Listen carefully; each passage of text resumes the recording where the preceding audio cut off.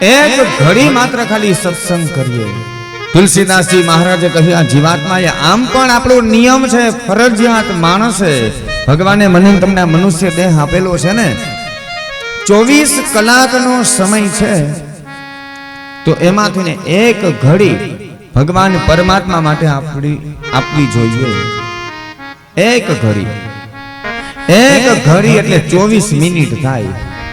24 કલાકમાંથી 24 minute આપણે ભગવાનને આપવી જોઈએ। પણ તુલસીદાસજી મહારાજને ખબર હશે કલયુગનો માણસ 24 મિનિટ ન કાઢી શકે, એટલે તરત જ વ્યાજબી કરી દીધું। કહ્યું આધી ઘડી એટલે અડધી ઘડી, એક ઘડી નહીં તો અડધી ઘડી એટલે 12 મિનિટ। 12 મિનિટ ભગવાન માટે આપવી।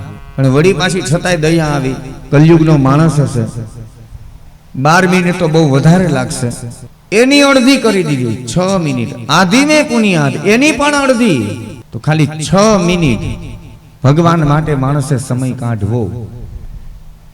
અને ભગવાન પરમાત્મા માટે એ સત્સંગ કરીએ, કથાઓની અંદર જઈ, ખાલી એટલી મિનિટ માટે પણ જો આપણે ભગવાનની કથામાં બેસીએ ને તો પણ એમ કહે કટે કોટી અપરાધ। કોઈ સજ્જનનો સંગ થાય, સત્સંગ કરવાથી પણ કરોડો જન્મના અપરાધ હોય ને એ બધા નાશ પામે છે।